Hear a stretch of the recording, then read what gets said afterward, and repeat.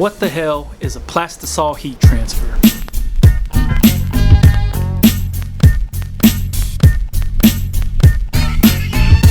You're just starting out, getting in the game, and you want to bang out a couple t-shirts, but pockets are a little thin. Now, if you invested that $100 or $200 on a heat press, your next step is getting some Plastisol heat transfers. Why do I think these are good for up-and-coming brands? You control your inventory. I covered this in another video, but you control your inventory. You're not committed to printing 100 t-shirts of one design, one color, different sizes. This way, you print what you need when you need them. Now, they charge by the sheet per print. So let's say your sheet is 14 by 19. You could gang up 4, 5, 6 different designs on that one sheet and just pay that one print fee. This is what I drew up. I don't know if you guys can see this. It says logo, logo, logo, logo, logo, logo, logo. Imagine this is a 14 by 19 sheet. You ganged up 1, 2, 3, 4, 5, 6, 7 different designs on one sheet, and you're paying just for that one print. So now the company that you go through, say they charge $1.50 per print. For $1.50 you just got 7 shirts done. Does that make sense to you? Now do you get why I think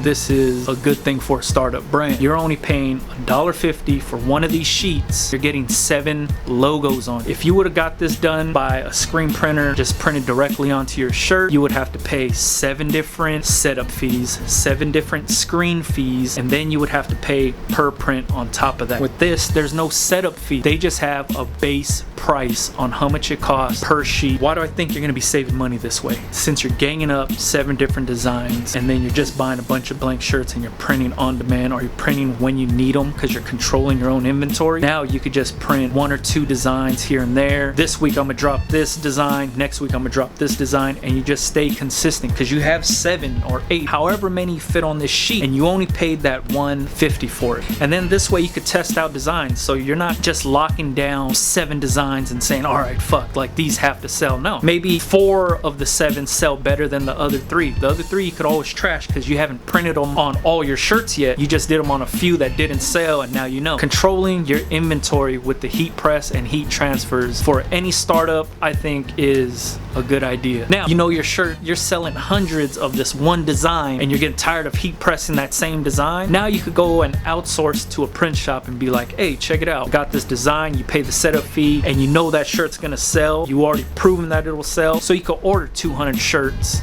with that one design because you know you're gonna sell them. I hope this is making sense. I'm just trying to say it's more cost efficient to do it this way, to go the heat press route with the heat transfers, only because from a business standpoint your margins are crazy big. It costs $2 for your blank t-shirt and you're paying $1, not even $1 per print, because you're ganging up so many designs on one and you're only paying $1, so it comes out to like $0.25 per print. So now you're talking $2.25 for the shirt and print. You put them on your online store for, let's say, $18, $20. You see how much profit you're making? That's what, $17.75 profit? Come on, man. And you're not stocking all this stuff. You don't have inventory. It's just blank shirts sitting there on your shelf and not 350 already printed shirts that you didn't even know was really gonna sell or not. You know what I mean? Plastisol heat transfers with a heat press if you're trying to grow your brand and build your brand up. Listen to me, I did it on my own. I found out about this a little late in the game,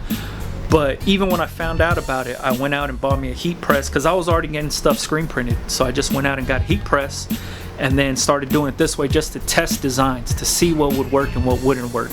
And I would do the same thing, put 4 or 5 designs on a sheet, release them slowly, throw up some Instagram posts and be like, hey, what do you guys think about this or this one? Whatever sells I keep, and then I'll do a bigger run at a print shop, and then whatever I didn't sell, I kind of just toss them to the side, man. It was an easy way for me to control my inventory, and on top of that, test out what designs would work and what wouldn't work. It was easy for me to do knit shirts too. Like when Kobe retired, I did some shirts that said Forever 24, and I did it like 3 days before his retirement, and we sold out fast. And that's not a shirt I'm gonna keep selling all the time. It was just for that moment when people wanted it, and it sold. So I hope this helps some of you guys, if not all of you guys that are watching. Like I said, these videos are for the beginners, the up-and-comers, the guys that aren't really sure how to start out. I'm just giving them an avenue to start out with. Catch you guys on the next one. Boy, Big Brando. Yeah.